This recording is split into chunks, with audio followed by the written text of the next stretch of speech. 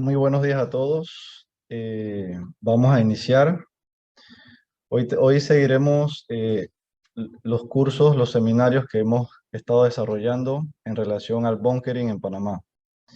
Vamos a tener hoy el privilegio de tener un hombre de vasta trayectoria en la industria del búnker, que es el licenciado Alonso Miguel John Torquemada, con el tema relacionado con la comercialización del búnker y el preciado. Quiero, antes de iniciar y darle la palabra al licenciado Alonso, brindar alguna información acerca de su trayectoria en la industria marítima. Alonso Miguel John Torquemada es Supply Manager de Península. Alonso tiene una licenciatura en Administración Naviera por la Universidad Marina Mercante de Buenos Aires, Argentina. Desde 1991 desarrolló su educación naviera en diversos campos del sector marítimo, como lo son agente naviero, armador y operador naviero, broker, trader, intermediario de búnker mundial y como suministrador físico de búnker. Sus últimos 27 años se los ha dedicado exclusivamente al negocio del búnker, en donde se ha tenido la oportunidad de ganar mucha experiencia en muchos eslabones de la cadena de suministro. Igualmente quiero compartirles para que puedan tener visiblemente un breve extracto de la experiencia del licenciado Alonso. Sin más que decirles, entonces, licenciado Alonso, sea muy bienvenido. Agradecemos su participación aquí en la Cámara Marítima y le damos la palabra. Bienvenido. Muy bien, muchas gracias, Shamir Cars, y a la Cámara por la oportunidad que me brindan para compartir un poquito de mis conocimientos de la industria del búnker en Panamá. Y más que nada para llamar el interés de las nuevas generaciones, porque en realidad no es que me esté llamando viejo, pero bueno, 27 años, creo que ustedes pueden hacer la sumatoria y nosotros ya estamos como de salida, ¿no?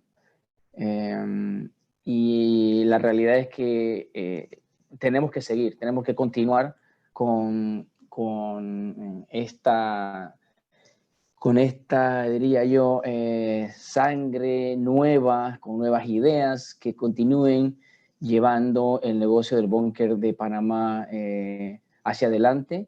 Tenemos muchos retos que van a venir, van a comenzar dentro de muy poco, con diferentes tipos de combustibles que se van a tener que comenzar a suministrar y a comercializar para seguir regulaciones internacionales. Yo creo que ya ha habido charlas sobre eso.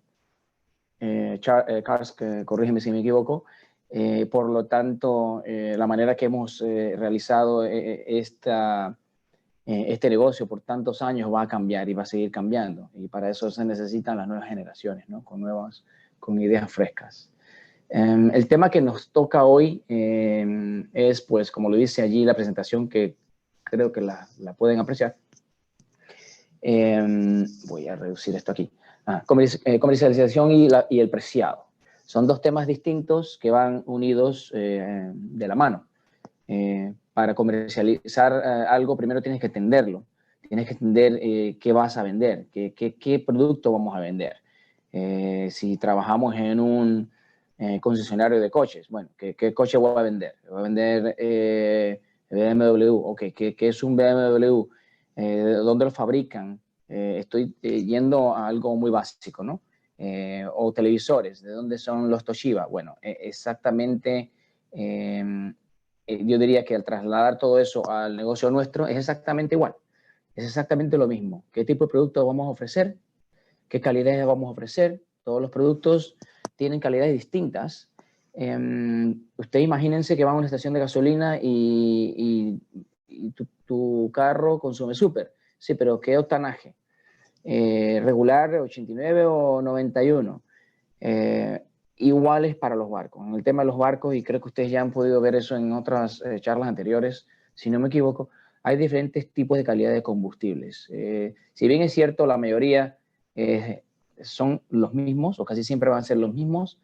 Dentro de cada rama de combustibles tienes unas ciertas especificaciones y cada cliente tiene sus propios requerimientos. Entonces, todo esto tienes que llegar a conocerlo de primera mano antes de empezar a comercializar combustibles o el tipo de bunkers en Panamá, venta de bunkers en Panamá.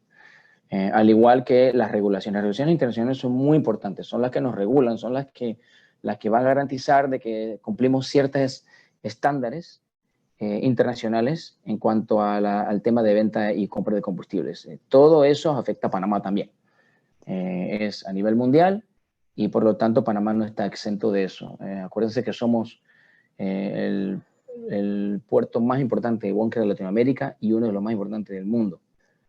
Simple y llanamente porque tenemos una posición privilegiada y no debemos olvidar de eso. Panamá es un país que no produce nada. Somos un país de servicio y como país de servicio a eso es lo que nos dedicamos y eso es lo que hemos estado desarrollando nuestro mercado de búnker. Todo lo debemos importar. No producimos nada. Así que, por lo tanto, debemos ser competitivos y estar a la par de la industria internacional. Ya cuando conoces qué productos vas a comercializar, entonces yo diría que pasaríamos al punto número 2, que es tal cual como lo dice allí. ¿A quiénes se lo vamos a vender?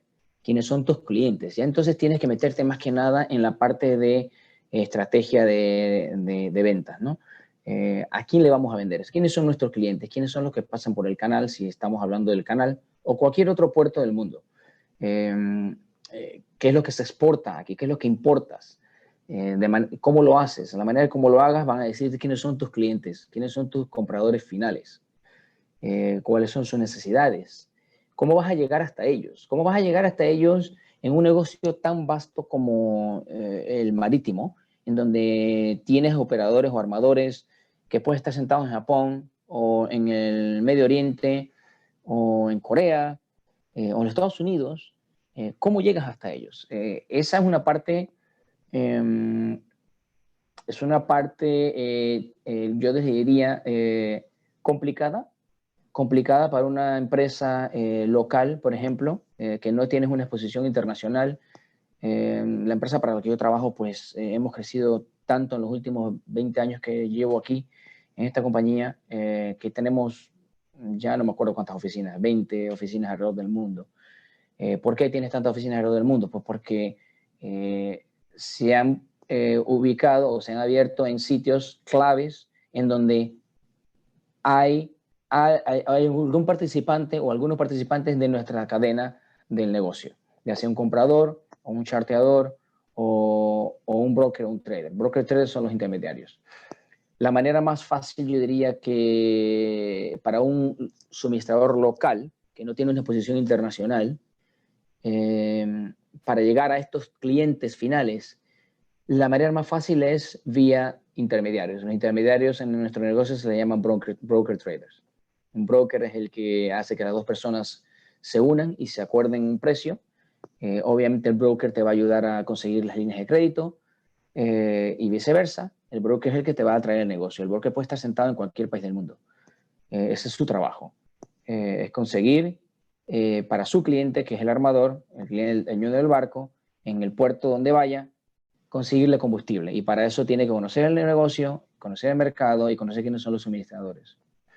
Y el trader tiene un papel similar, pero como la palabra lo dice, el trader compra y vende. No es un intermediario solamente. Tiene otras responsabilidades, tiene otros derechos, tiene otras obligaciones. Es un poquito más vasta diríamos que su cobertura cuando compra y vende una tonelada de bunkers. Pero es igual, trabaja de la misma manera. Yo le puedo estar vendiendo al trader, por decir un nombre, Amex, y este trader le está vendiendo al cliente directo final en Japón, llámese MOL o a la Maersk, por ejemplo. Entonces, todas estas eslabones o cadenas de nuestro negocio nos van a ayudar, nos van a facilitar a ir cerrando el círculo de la estrategia de cómo voy a vender lo que ya yo sé que tengo y a quién se lo voy a vender. Hacia dónde voy a ir primero, cuáles van a ser mis clientes iniciales. Y a partir de ahí, pues ya uno empieza a desarrollar su negocio y a crecer, ¿no? Y la última parte es, ¿y qué precio voy a ofrecer? ¿Cómo se vende esto? Competimos contra otros puertos, o estoy solo, o tengo competencia local, o no. Todo esto es parte del proceso de comercialización y preciado. Obviamente en las próximas slides que les voy a poner, les voy a hablar un poquito de eso para no marearlos mucho, pero es muy importante que el mensaje que quiero que tengan aquí es que al momento de salir a vender en Panamá o en cualquier otro puerto, no solamente vas a estar en competencia con tus competidores locales, o sea, tu precio va a estar, digamos, el precio con que vas a salir no solamente va a estar determinado por qué va a ser tu competencia ese día, pero también vas a tener que seguir precios internacionales, el precio del crudo, el Brent, que es el que utilizamos hoy en día como base, digamos, para saber hacia dónde van los mercados todos los días. Adicional a eso, tenemos que acordarnos que el puerto donde tú vas a estar operando, vamos a ser específicos, Panamá no está solo en el mapa. Un cliente que llega al puerto panameño y le interesa comprar combustible, está mirando a la vez o a su vez otros puertos donde el barco va a poder llegar de manera segura y tomar combustibles también, en donde lo más probable es que sean más baratos. Por ejemplo, Panamá está en constante competencia con el Golfo de los Estados Unidos. Entonces, no estamos solos. No solamente tienes que mirar contra quién vas a competir localmente, sino qué está pasando en los mercados internacionales en ese momento también. Y adicional, qué otras opciones tiene mi cliente, porque no estamos solos. Panamá como puerto no está solo. Cars, voy a seguir a la siguiente, a no ser de que alguien quiera hacer una pregunta en este momento, ¿no? Quería hacerte una pregunta rápida sobre los combustibles que se están mercadeando. Hoy en día estábamos hablando en las charlas anteriores del High Sulfur Fuel Oil, Very Low Sulfur Fuel Oil, el MGO y el Low Sulfur MGO. Mi pregunta es alrededor del MGO de 5000 ppm y el VLSFO, porque inicialmente se pensó que se iba a vender más MGO, iba a haber más disponibilidad de MGO y que el VLSFO no iba a ser tan abundante. ¿Estos dos productos compiten entre sí como productos en el mercado para cumplir con el 0.5% o no? O sea, No, ¿cómo se comportan? no compiten. Mira, al principio, antes de que entrara en vigencia, en vigor, la nueva regulación de Marpol, se pensó que el primer candidato iba a ser el gasoil. ¿Por qué? Porque el gasoil no viene mezclado de nada. El gasoil normalmente ya viene straight run de la refinería, y la refinería te produce un gasoil que va a hacer ciertas especificaciones de las cuales no te vas a tener que preocupar. Puedes mezclar el gasoil de Panamá con el gasoil de Houston, o puedes mezclar con el gasoil de Singapur. Todos tienen la misma particularidad. Por lo tanto, el armador al principio de la regulación, al crear su nuevo fuel que no existía, muchos dijeron, no me voy a meter en ese problema, voy a tomar gasoil y se acabó. Claro, el precio del gasoil es mucho más superior que el VLSFO. Y lo va a hacer siempre así, porque ya es un producto ya súper refinado y destilado, digamos, pues. Y en realidad eso no llegó a ocurrir.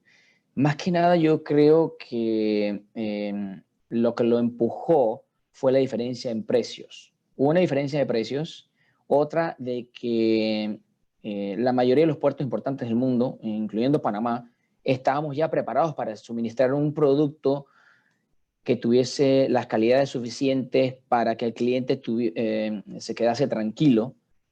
Voy a tomar este combustible y vamos a ver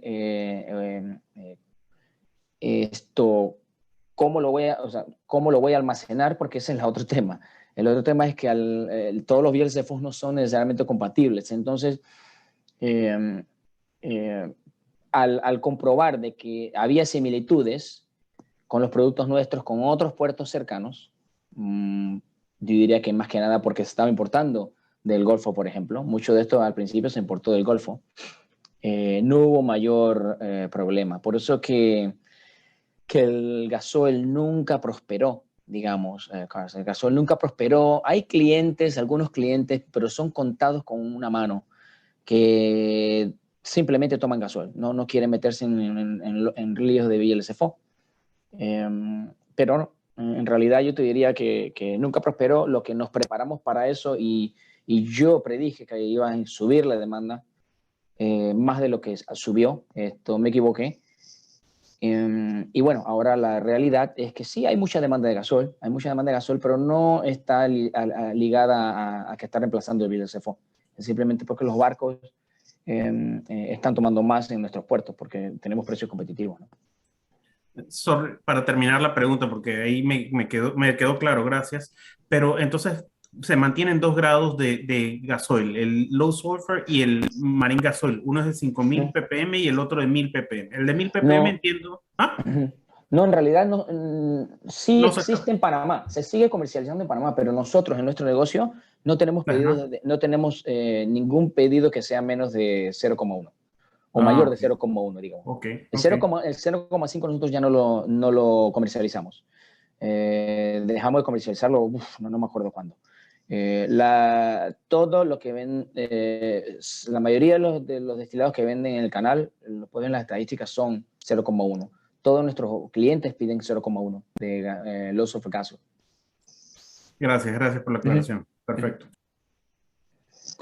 Vamos a ver, seguimos acá. Es un pequeño mapita del mundo en donde si yo voy a hacer una división, ¿no? Vamos a entrar ahora a la comercialización, que es lo que yo les hablaba en un principio. Y en la comercialización es, bueno, vamos a comercializar Panamá. ¿Dónde está Panamá ubicado? ¿Cuáles son las características del puerto? Tengo que estar en los dos lados. Tengo que estar en el lado del Atlántico, tengo que estar en el lado del Pacífico. No les voy a responder la pregunta, pero ustedes se podrán imaginar, ¿no? El canal de Panamá es muy, yo diría que es muy, el canal de Panamá es único en cuanto a sus características. Se refiere como puerto en la parte de bunkers.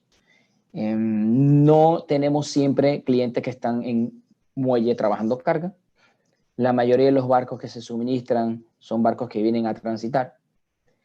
Por lo tanto, todos nuestros suministros están directamente ligados a cuándo va a transitar el barco, cuándo le van a dar piloto. O sea, eso hace Panamá único en el mundo si lo comparamos con otros puertos, ¿no? Hay otros sitios que va solamente para tomar combustible. Entonces tienes otras características, pero Panamá y para nuestro negocio siempre ha sido bastante, diría yo, no complicado, pero lo ha hecho siempre muy particular en el sentido de que cuando va a transitar la nave es cuando yo lo voy a poder entregar. Y muchas naves a veces llegan hoy, por ejemplo, llega hoy y no va a transitar en 5 días. No tengo por qué entregarle ya. Entonces tú priorizas. Empiezas a priorizar en base al movimiento de su tráfico por el canal. Entonces eso hace Panamá único y eso hay que conocerlo. Eso lo tenemos que conocer. Son cosas que uno tiene que tomar en cuenta al momento de ir a comercializar un producto. Al igual de cuáles son las facilidades de almacenamiento, cuántas fincas de almacenaje de tanques tenemos en Panamá, en dónde están ubicadas, cuáles son las que me convienen más a mí en el tema de recargas de las barcazas, en qué zona quiero estar, de qué zona quiero estar más cerca, o si quiero estar más cerca de un puerto, porque tengo un cliente que va a ir a CCT la mayor parte de las veces y todo lo voy a tomar de ahí, pues entonces, ¿dónde voy a recargar mis barcazas? Igual tenemos otras cosas que también que mirar, por ejemplo, las regulaciones impositivas, si estamos exentos de impuestos o no, a qué cliente le vas a vender, si es un cliente doméstico, que va a consumir su combustible en Panamá, pues lo más probable es que vas a tener alguna tasa impositiva, no va a estar exento. Todas esas cosas tienes que mirarlas, tenemos que tomarte en cuenta antes de empezar a comercializar los productos. Y al igual que, pues como le decía anteriormente, es quién es tu competencia, ¿no? ¿Con quién voy a competir? ¿Qué tan grande es mi competidor? ¿Cuántas barcazas tiene? ¿Cuánto almacenaje tiene? Es conocer tu mercado. Tienes que conocer bien tu mercado como la palma de tu mano antes de ir al siguiente paso, que sería pues entrar a vender el combustible, ¿no? Hablando de la conversación, ya una vez que tienes todos esos conocimientos y tienes todo ese estudio realizado, pues entonces iríamos a lo que yo le llamo un plan de acción. Y el plan de acción es pues nada más y nada menos lo que venga allí, yo soy muy malo dibujando, incluso soy muy malo dibujando en PowerPoint. Ahí las líneas no me quedaron tan regias como se dice en Argentina. Pero más que nada yo creo que la idea se ve clara, ¿no? Es producción local. ¿Tenemos producción local en Panamá? No, ok. Entonces, ¿de dónde lo voy a traer? Más. Importación. Ok, ya estamos hablando de importación. ¿De dónde voy a importar los productos? Así como Scars decía, justo antes de la pandemia, comenzamos con una regulación nueva que cambió nuestro negocio. Cambió nuestro negocio no solamente de la manera de que lo importábamos, sino cambió la manera que lo íbamos a transportar, cambió los sitios de donde lo íbamos a traer, cambió la demanda global, porque la demanda global que hemos tenido o que tuvimos hasta el 2019 cambió radicalmente en el 2020 y luego ya no quiero entrar en detalles del 2020, una regulación nueva y en marzo empezamos con COVID, que fue totalmente un desastre. En el sentido de que para nuestro negocio, empezando a comercializar un producto totalmente nuevo, internacional, mundialmente hablando, nos trastocó todos los planes. Entonces, ¿a dónde estaba la demanda? ¿Qué pasó con la demanda? O sea, yo diría que ahora es que estamos, o yo he estado personalmente viendo ya cuál es la tendencia de Panamá, qué va a pasar con Panamá en cuanto a la demanda se refiere mundial, que estamos más o menos saliendo de la crisis del COVID, y bueno, ahora estamos en otra, que es la guerra de Rusia, que también está afectando, pero yo diría que ahora ya se puede determinar más o menos cuál va a ser mi demanda, cuánto producto tengo que importar, cuánto producto tengo que tener mensualmente en los tanques para poder cumplir con la demanda. Ha sido muy, muy difícil llegar a ese, diría, a ese punto gracias a la pandemia, ¿no? Entonces, producción local, ¿de dónde vamos a importarlo? ¿Quiénes son nuestros clientes? Como ya lo había dicho antes, ya una vez que tienes tu base de datos de clientes, sabes a quién lo vas a comercializar, ¿vale? Luego, ya diría yo, puedes preparar tu material de marketing. Material de marketing pues va a ser más que nada una presentación de la compañía, los productos y las calidades que estás en disposición de vender, dónde los estás ofreciendo, en Cristóbal en Balboa, en los puertos, al costado de los muelles de contenedores, etcétera, etcétera. Al igual de que también que debemos incluir ahí, también deberíamos incluir ahí con qué equipos cuentas para el suministro de combustibles, ¿no? No es como, el material de marketing no es nada más y nada menos igual que otra material de marketing que ustedes hayan visto de alguna otra negocio similar. Y luego ya pues vendría la etapa final, que es la implementación, es implementar todo. Ya saliste al mercado, ya tienes tu exposición, ya sea vía brokers o vía traders o a clientes finales directos. Clientes finales directos le llamamos nosotros los armadores de los barcos, ¿no? Por ejemplo, Maersk, ya le estoy vendiendo directamente a Maersk, le voy a vender directamente a MOL o NYK o a Hapag-Lloyd, ¿ya? Esos serían tus clientes directos. Y ya más que nada sería implementar todo el plan de estrategia del marketing que ha estado preparándote para empezar a ya a la venta del combustible. Voy a pasar a la otra. Cars. Dentro de la comercialización tenemos el preciado. Obviamente, para apreciar algo, como en todo en la vida, pues tienes que saber cuáles van a ser tus costos. Específicamente en nuestro negocio es cuál va a ser tu costo de supply, de suministro, y tus costos de reaprovisionarte nuevamente. Y para eso, obviamente, dentro de parte del plan de estrategia de comercialización, es muy importante el saber de dónde vamos a traer los productos que queremos comercializar. Y como les decía anteriormente, con la nueva ley Marpol, cuando comenzamos en enero del 2020, había muchas interrogantes. Muchas interrogantes porque un producto nuevo, un producto que se tenía que hacer, un producto que no sabíamos de dónde iban a venir las mezclas, un producto que trajo sus propias complicaciones internas en cuanto a ciertas calidades del producto. O sea, nosotros hemos ido aprendiendo de que hay ciertos parámetros en ese combustible que no existían antes, del cual tenemos que preocuparnos ahora. Entonces, todo eso hemos ido aprendiendo en los últimos 2 años. El armador también. Para el armador, el armador o la tripulación de los barcos, todo esto era nuevo. ¿Cómo lo vas a manipular el producto a bordo? ¿Qué tan rápido lo debes de consumir? ¿Se puede almacenar?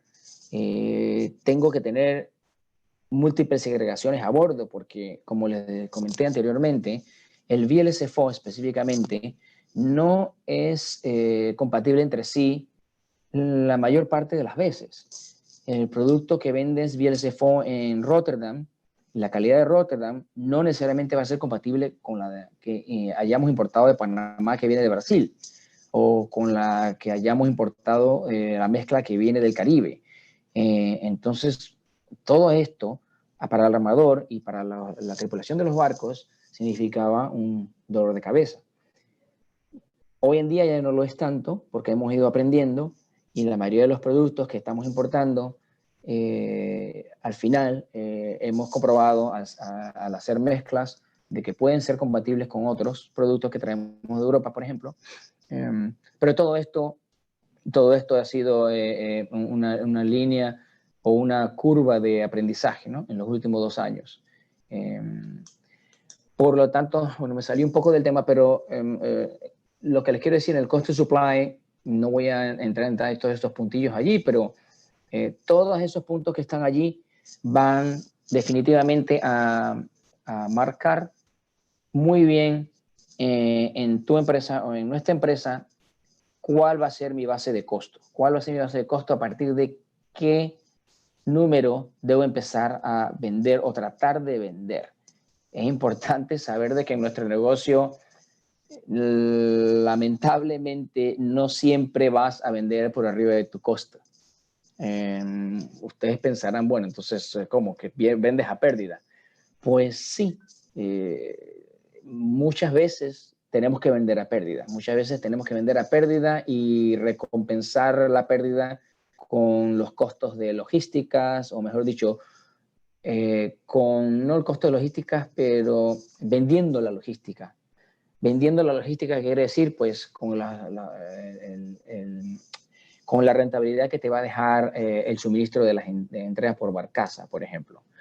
Cada entrega en Panamá lleva un costo agregado. No solamente es el precio del producto, sino adicional hay un costo de entrega. Y el costo de entrega va en función de cada compañía. Y el costo de esa entrega va en función de cada empresa. Qué tan eficiente seas tú con tus equipos, qué costo tengas y cuánto vas a cobrar. Entonces,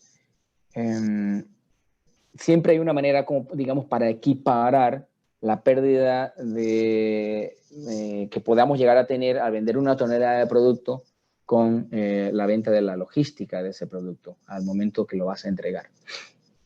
Y todo eso es muy importante.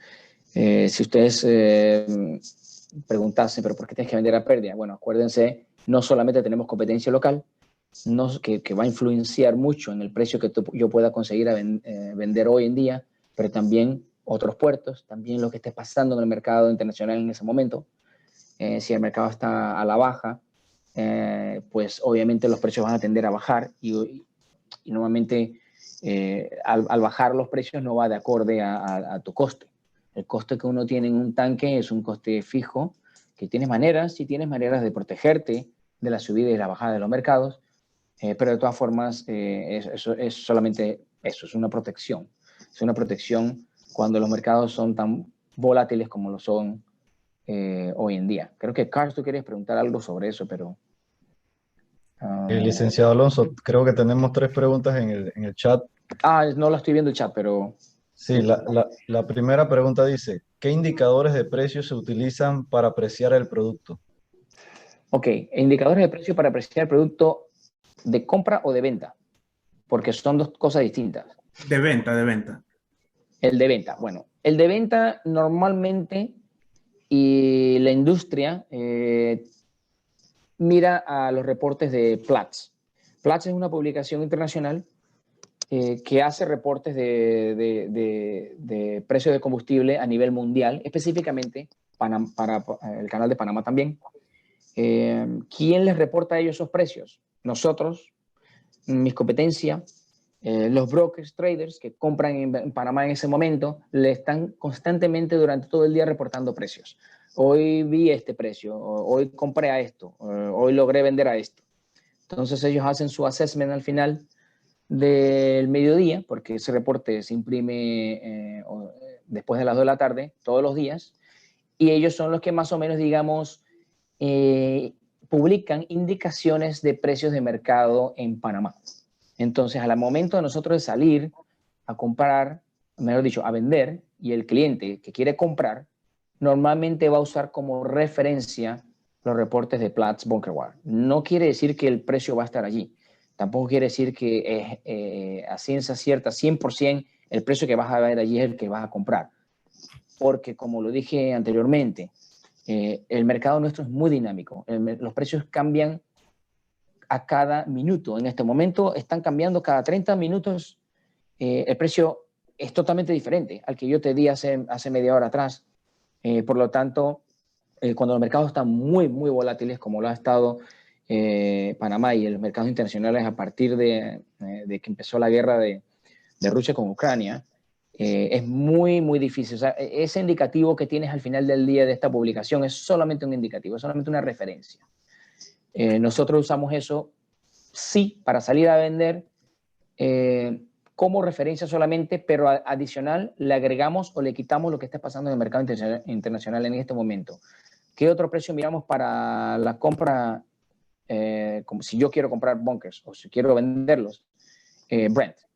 La otra referencia te diría que sería Brent, el gasol de Londres, que es una de las referencias más comunes que utilizamos para saber qué va a pasar hoy en el mercado internacional, qué puede llegar a pasar con mi costo de suministro mañana. Y por consiguiente el cliente, el dueño, también está bajando $10 por barril, no va a comprar hoy, voy a esperar hasta mañana. Esas son las referencias. En esa misma medida, Alonso, entonces, ¿cuánto tiempo le puedes mantener el precio una vez haces una cotización al cliente? Porque esa volatilidad debe ser muy preocupante cuando estás cerrando un precio, ¿verdad? Sí, sí, sí. Nosotros ya nos ha pasado y créeme que todo esto es... yo en ningún momento en mi carrera profesional he experimentado lo que está pasando ahora con la volatilidad de los precios y la subida y la alza de los combustibles. Normalmente damos media hora de validez, ¿vale? Puedes inclusive llegar a dar una hora de validez en una oferta si los mercados, estoy hablando de años atrás, no oscilaban casi nada durante el día. Te puedo dar una hora de validez y en una hora pues regresas. De esa hora bajó a media hora. Hoy en día, la manera que nosotros cotizamos es tu precio ahora mismo en base a valor Brent 110, por ejemplo, tu precio son $500. No te puedo mantener a validez cuando en este momento por la volatilidad. Entonces, ¿qué pasa? El cliente va diciendo, ¿qué hago? Bueno, cuando vayas y busques precios de todos tus competidores, regresas a mí y volvemos a refrescar el precio. Más que nada, ahorita mismo yo te diría que las ofertas que se están dando es en el momento. Una vez que ya cerraste el teléfono o la enviaste por chat, ese precio ya no es válido. Cuando regreses, se ajustará, ya sea hacia abajo o hacia arriba. ¿Ves? Y así es como casi toda la industria está haciendo en este momento. No hay validez ya de media hora, porque en media hora el precio que yo te di me puede haber subido $10, significa que son $10 que voy a perder en la venta. Creo que... Impresionante, ¿no? Sí, tenemos una tercera pregunta que sería, ¿cómo manejan los riesgos crediticios con la situación actual? Mira, los riesgos crediticios con la situación actual hay diferentes maneras. Hay empresas que tienen cobertura de seguros que te cuestan dinero y por lo tanto tienes un seguro que te cubre en el caso de que un armador se vaya a la bancarrota. El seguro cuando cubre en esos casos no te cubre 100%, ni tampoco te lo va a cubrir inmediatamente. Puede llegarte a cubrir hasta un 80% de la bancarrota del cliente. Entonces, esa sería una manera para protegerte en una situación como, por ejemplo, con la que vivimos hace poco con el COVID, específicamente con las líneas de pasajeros. Las líneas de pasajeros fueron los que más sufrieron esa crisis. De hecho, no sé si ustedes pudieron ver, pero Península estuvo involucrado hace unos meses atrás con una línea de pasajeros de Asia, la cual dejó de pagar sus facturas. Al final no nos quedó otra más que arrestar los barcos. Creo que los arrestamos en las Bahamas. El seguro intervino allí. El seguro interviene, el seguro pues obviamente se hace efectivo, hay un tiempo X para recuperar tu dinero, pero en realidad yo les diré a ustedes que esa es la última línea de defensa.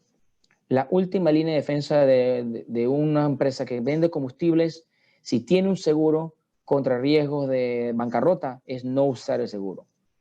Nosotros no queremos usar el seguro nunca, nunca salimos a vender a nadie que nosotros primeros no hayamos ya escrutado. Creo que se dice así. La empresa tiene un departamento de crédito, el departamento de crédito analiza esa compañía y la está analizando constantemente. Ahora con la volatilidad de los mercados, se hace prácticamente todos los días, no importa quién sea. Así sea una empresa tan sólida como Maersk, como el armador pequeñito de Tailandia. Todos los días se está revisando la línea de crédito por el alto costo de combustible. Las líneas de crédito que tenemos hoy en día, por ejemplo, una línea de crédito de $2 millones, que pareciese mucho dinero, hoy en día con el alza de los combustibles marítimos, si acaso te alcanza para dar 2 suministros, cuando antes con $2 millones hacías 7. Todo eso obviamente tiene un impacto directo en cuanto a la línea de crédito, en cuanto a cómo nos estamos protegiendo nosotros para evitar de que tengamos situaciones como esa, porque si esto se sigue alargando va a haber muchas empresas que van a desaparecer y eso creo que todos lo sabemos, es sentido común, ¿verdad? No sé si respondí bien la respuesta. Excelente, gracias. ¿Alguna otra pregunta o no? Seguimos entonces. Esta slide que está aquí habla exactamente de la pregunta anterior. ¿Qué tipo de publicaciones utilizamos para apreciar? ¿Qué índices utilizamos para las apreciaciones de compra y para las apreciaciones de ventas? Yo les menciono aquí 3 publicaciones que son, diría yo, las más importantes en el negocio internacional de bunker. No solamente publican bunkers, ellos publican todo tipo de derivado de combustibles, gas, todo tipo todo lo que tenga que ser energético. Platts diría yo que ha sido tradicionalmente la más grande la que más utiliza la industria a nivel mundial, la que más se fija en nuestros clientes finales, pero al final del día quiero que quede claro que solamente son publicaciones que toman sus índices del mercado, de nosotros y de los clientes que están ese día en el mercado, y que solamente son indicativos. No quiere decir que porque publicaron en Panamá $300 la tonelada, tú vas a salir y vas a comprar a $300 la tonelada. Es simplemente una referencia. OPIS es otra referencia que utilizamos aquí en los Estados Unidos, y Argus es otra referencia. Todas estas empresas de publicaciones compiten entre sí. Todos compiten entre sí. Esos reportes no son baratos. Esto no están en internet gratis. Hay que comprarlos, hay que suscribirse para que te manden entonces reportes, ya sea de un área específica, o si tienes un barco que está tradeando a nivel mundial, pues te manda reportes a nivel mundial de todos los puertos más importantes del mundo, al igual que comentarios. Y esas han sido las publicaciones que se han utilizado más comunes, ¿no? Comercialización, índices de depreciación. Bueno, yo creo que esto ya lo habíamos comentado. No voy a entrar más en detalle, no quiero aburrir, pero básicamente lo que habíamos hablado, ¿no?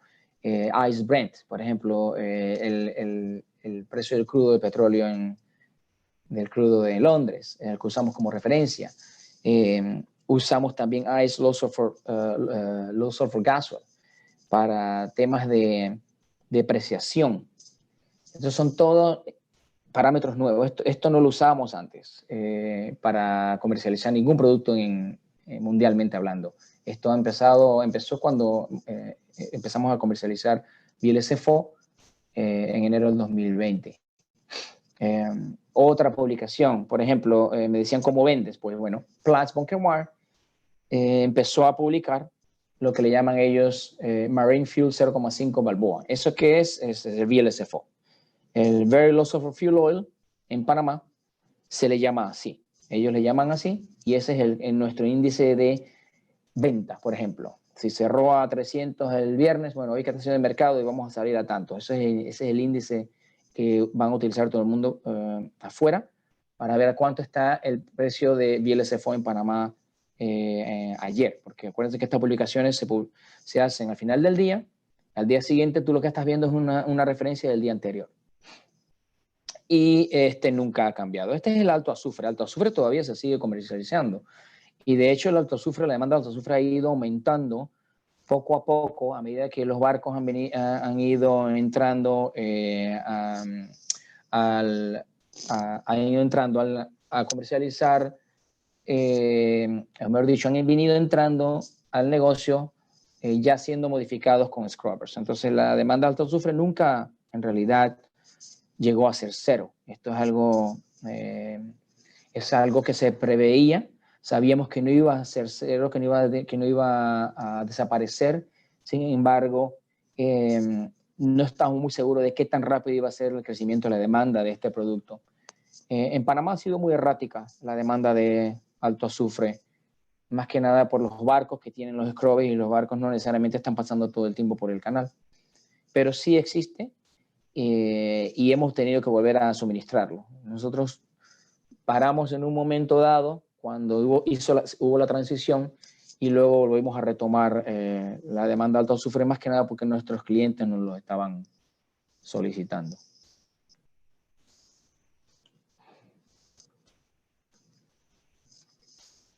Aquí, bueno, todo esto va a estar directamente,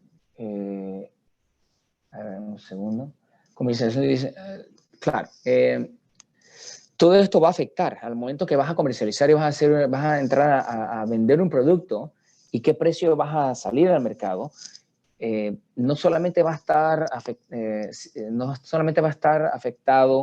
afectado por las condiciones de mercado internacionales, sino también por cuáles sean las condiciones en ese momento en tu mercado. Si hay producto suficiente o no.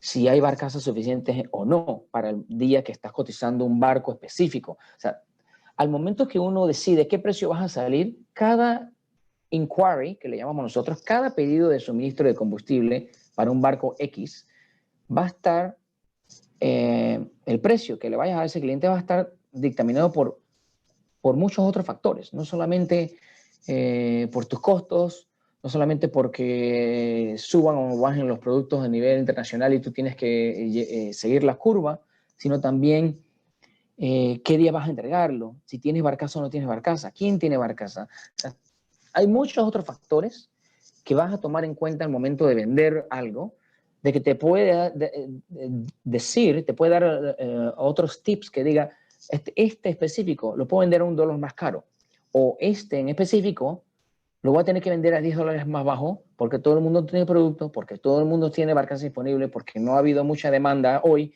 y cada suministrador tiene su estrategia, cada suministrador tiene un goal, tiene una meta mensual, y si no lo has cumplido, hay días que tienes que ser más agresivo que otros. Entonces, todos esos pequeños detalles te van a decir a ti exactamente qué precio vas a poder llegar a vender en un momento dado a un cliente específico.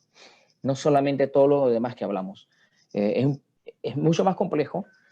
Al final el saber, y eso es más que nada, yo diría que lo ganas con la experiencia, ¿no? Todo esto se gana con la experiencia, el saber en dónde puedo llegar a sacar $1 más o en dónde voy a tener que dejar $3.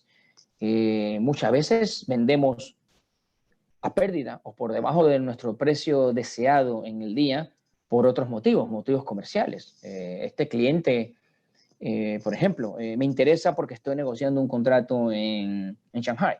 Entonces quiero quedar bien en Panamá. Entonces no me queda otra que venderlo por debajo del precio del mercado en ese momento. Hay muchos factores que pueden llegar a influenciar el cómo vas a llegar a vender un barco en un momento dado. Las líneas de crédito. Alguien preguntó lo del tema de los créditos. La línea de crédito hoy en día se ha convertido en un punto sumamente importante. Si yo tengo un cliente que tiene $2 millones de crédito y solamente puedo llegar a hacer una venta más y el cliente yo lo atiendo a nivel mundial, voy a tratar de maximizar esa línea de crédito. Quizá a lo mejor en Panamá no lo estoy logrando porque voy a acabar vendiendo el producto quizás a pérdida o a break-even. Entonces, ¿qué pasa? Trato de no concentrarme en venderle esa última gota de línea de crédito en Panamá porque no le estoy sacando la rentabilidad suficiente. Decido mejor perderlo y cerrar el barco que me está pidiendo en Rotterdam, por ejemplo, o en Gibraltar. Entre todos estos factores van a influenciar a la toma de decisión al final de si tomo un negocio o no, si lo vendo a X precio o no. ¿Alguna pregunta sobre esto? Si no, sigo.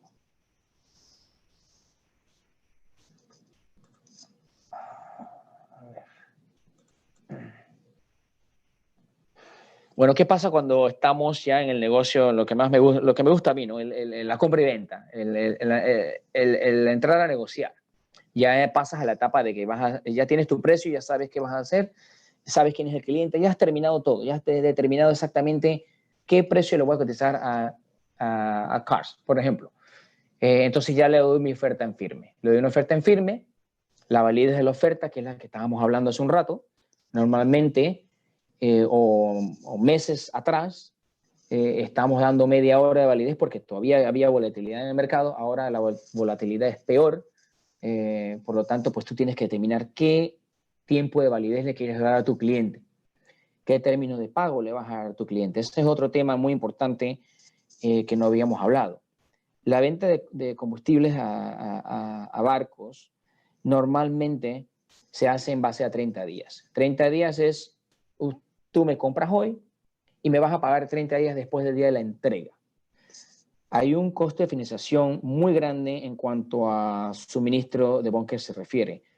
Normalmente cuando nosotros compramos un tanquero y traemos un Panamax con 50,000 toneladas y lo almacenamos, no nos dan 30 días de crédito. Normalmente lo haces con cartas de crédito o lo estás pagando 3 días después del día de la descarga. Entonces hay un costo de financiación. Ese producto que yo estoy vendiendo en un tanque, que lo puse hoy allí y que lo tengo que pagar el miércoles, ese producto yo normalmente no lo voy a estar vendiendo hasta días posteriores. ¿Qué quiere decir eso? Que a mí no me van a pagar esa venta de combustible hasta quizás 40, 50 o 60 días posteriores a que yo haya ya pagado el cargamento. Entonces, hay un costo de financiación, hay un costo de... hay un coste, sí, un coste de financiación muy grande que mucha gente que no está en el negocio no lo entiende, pero sí existe y es real. Tienes que tener mucho flujo de caja, tienes que tener tu línea de créditos con bancos también como suministrador al momento de traer producto para la venta. Entonces, todo eso afecta. La otra parte es, como yo les decía, les comentaba anteriormente, cuando haces una apreciación y le doy un precio a un cliente, tienes costos de entrega. Por ejemplo, en Panamá hay costos de entrega. En otros puertos no.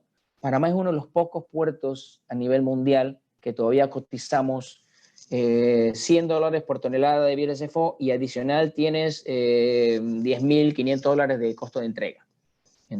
Entonces, ¿cómo le llamamos eso? MTW. MTW es que te estoy vendiendo el producto solo, pero adicional tienes costos de entrega.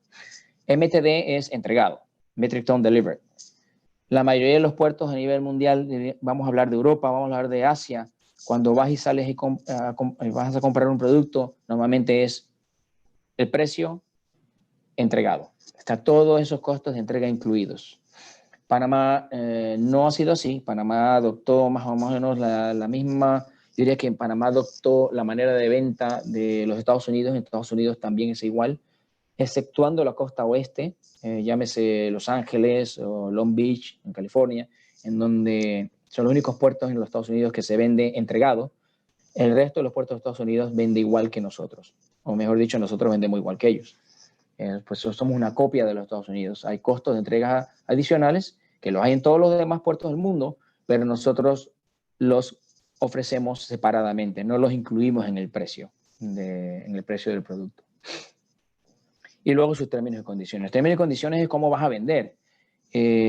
Al momento de hacer una venta de combustible, estás vendiendo en base a unos términos y condiciones ¿de quién? Del comprador o del vendedor. Todos nuestros competidores, al igual que Península, tenemos términos y condiciones. Términos y condiciones cuando vas y compras como cualquier otro producto que vayas a comprar hoy en día. Tú tienes términos y condiciones. Mucha gente no los lee. La verdad que muchos no los leemos. ¿Qué quiere decir eso? ¿Cuáles son? ¿Qué es lo que yo estoy obligado hacia ti cuando te hago una venta?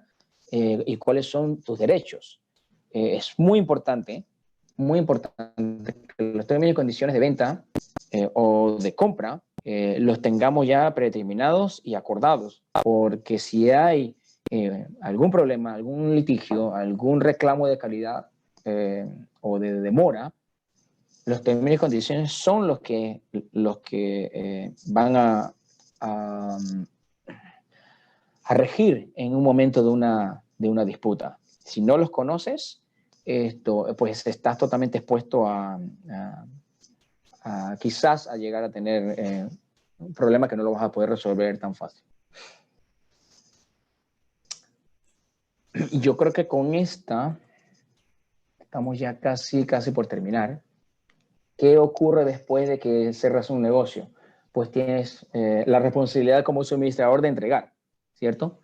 Tienes que entregar en tiempo y forma, tienes que entregar la calidad que ofreciste. Posterior a eso tienes la facturación. Luego viene el departamento de facturación, que va a hacer la factura y generar la factura y mandar al cliente tan pronto el barco se haya entregado. Mientras más rápido envías la factura va a ser mejor, porque acuérdense de que están pagándote 30 días después de la entrega. Lo que no quieres es que haya demoras en ese pago. Y luego, pues, el pago. Como decimos nosotros en nuestro negocio de bunkers, y yo siempre lo he dicho, ninguna venta que hagas, por muy buena que se vea en ese momento, es tan buena como parece hasta el día que te pagan. ¿Qué quiere decir eso? A veces mis chicos dicen, oh, vendí este barco por $5 por arriba del mercado. La venta del día. Sí y no. No la llames así hasta que el cliente no te pague. ¿Qué quiere decir eso? Que entre que tú realizas la venta, va a pasar muchas cosas. Todavía pueden pasar muchas cosas hasta que el barco se entregue, se facture y te paguen. Y una vez que te pagan y el dinero está en el banco, entonces, solo entonces puedes salir a celebrar de que hiciste una buena venta. Así que lo que quiero decir con eso es que tu responsabilidad y la gloria de hacer una venta a un cliente no va a acabar hasta el momento, hasta el último día que entró a la cuenta, el dinero a tu cuenta y que no hubo ningún reclamo, que la calidad se entregó bien, etcétera, etcétera. Yo creo que con esto ya puedo culminar, Cars. Creo que tenemos 1 hora o no sé si me habré pasado. Estamos bien, siempre dejamos algo de tiempo para cualquier pregunta adicionales. Pero sí, a 2 cosas quería aprovechar que te tengo aquí. Una, hablaste de que nosotros competimos con Estados Unidos y creo que mucha gente no lo entiende. Y me parece muy interesante porque mucho del flujo del producto viene de Estados Unidos. Pero ¿cómo entonces podemos vender si estamos supliendo clientes que muchas veces vienen de esa región? Y en alguna conferencia también hablaste de Asia, que nosotros competimos también con Asia. Y está al otro lado del mundo, pero tampoco, mucha gente no comprende cómo podemos competir con Asia si estamos tan distantes. Claro, mira, con Asia se compite, pero hay un tema importante con Asia, es la distancia, ¿no? De que un barco zarpe de Asia y llegue a Panamá, va a pasar muchísimas cosas en cuanto al precio del producto y se refiere. Entonces, sí, Asia compite más que nada porque hoy en día los barcos que son tan grandes y tan modernos y tan eficientes en cuanto a economía de consumo de combustible se refiere, pueden muy bien tomar el combustible en Singapur, llenar el tanque y hacer un viaje completo. No necesariamente va a reposicionar en Panamá, depende obviamente de hacia dónde vaya, ¿no? Pero sí compite. Asia compite, por ejemplo, con la costa oeste de los Estados Unidos. Todas esas líneas navieras que van de Asia, cruzan el Pacífico y van directamente a California, a Los Ángeles o Long Beach, pueden hacer un viaje completo. Pueden hacer un viaje completo, redondo, llenando el tanque en Asia con 5.000 toneladas de combustible, perfectamente. Entonces sí competimos en ese sentido, ¿no? Y en los Estados Unidos, que está más cerca, donde no hay tanta diferencia de días de navegación, digamos, que más que nada sí competimos en vivo, diría yo, le puedo llamar más en vivo. Lo que está pasando es, tradicionalmente, importamos casi todo del Golfo. Entonces, como dices, bueno, ¿cómo puedes competir si al importar del Golfo de los Estados Unidos, el que está allí no tiene que pagar seguro y flete, y yo sí tengo que pagar seguro y flete? Entonces, el precio de Panamá, por lógica, siempre va a ser más caro. Y sí, es cierto, casi siempre era más caro, pero los costos de entrega son diferentes. Entonces, el costo de entrega es diferente, influían otros factores. El barco hacia dónde va, puede tomar combustible en Nueva Orleans mientras está subiendo granos o no. Lo puede hacer en Panamá antes de transitar porque estoy perdiendo mi tiempo y voy a estar 2 días sentado en Balboa antes de transitar hacia el Atlántico. Cosas como esas, ¿no? Adicional, cada empresa tiene sus propias metas. No nos olvidemos de eso. La manera de que yo puedo llegar a apreciar un cargamento y protegerme es diferente a la de otras compañías. Por lo tanto, puedo llegar a ser competitivo en el Golfo, sí. Y otro factor que influye muchísimo, llegó a influir muchísimo ahora con la nueva vigencia de Marpol y el VLSFO, es que hemos aprendido a importar de otros sitios. La mayoría de nuestros productos ya no se están importando del Golfo. La mayoría de nuestros productos están viniendo de Europa ahora. Ese mercado no estaba abierto antes. Entonces, Panamá puede competir con el Golfo, porque cuando el arbitraje está abierto, el arbitraje, ¿qué quiere decir? De que los precios en Europa, más el costo de seguro y flete, poniéndolo en Panamá, me llega a representar cierto beneficio y puedo llegar a ser competitivo con la región, lo voy a traer de Europa. De Panamá hemos estado trayendo productos de Europa, de VLSFO, lo crean o no, de Rotterdam, de Portugal, se ha estado trayendo productos de Brasil, que antes no existía esa dinámica, ¿vale? Por lo tanto, el Golfo no, el Golfo más que nada se están haciendo mezclas internas, se hacen mezclas con productos domésticos o productos que han venido de otros sitios, entonces ahí está la respuesta, ¿no? Competimos directamente con ellos, sí, pero no nos olvidemos de que cuando entró en vigencia Marpol, nos obligó a ser más creativos y a buscar otras fuentes de suministros porque solamente del Golfo no íbamos a poder subsistir, porque no iba a haber suficiente. O las calidades no iban a ser las que necesitábamos nosotros, ¿ves? No sé si quedó un poco más claro, Carl. Excelente. La verdad, y disculpa que te haga tantas preguntas, pero quiero aprovecharte No. lo más que puedo. No, claro. Tengo dos cosas más que quiero saber. Uno, entiendo que ustedes construyeron una barcaza de LNG para, es decir, ustedes están viendo LNG a nivel mundial, lo están viendo por región. Y la otra cosa es cómo ven el metanol como combustible para comercializar y qué tan cerca lo ven.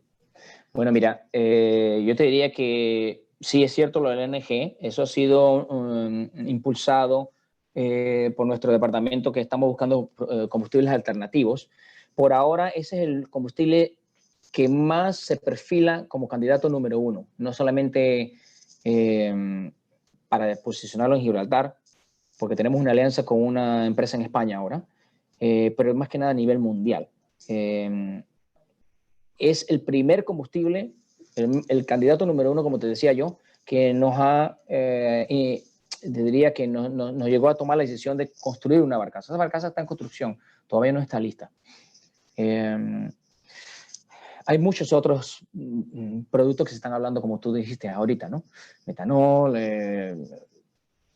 La verdad es que no se sabe a ciencia cierta todavía qué producto es el que va a prevalecer. Lo que sí sabemos nosotros como empresa que hemos tomado la decisión de que sea el LNG para comenzar y hemos apostado, hemos puesto en marcha la construcción de esta barcaza, que no es barata la construcción de una barcaza de estas características.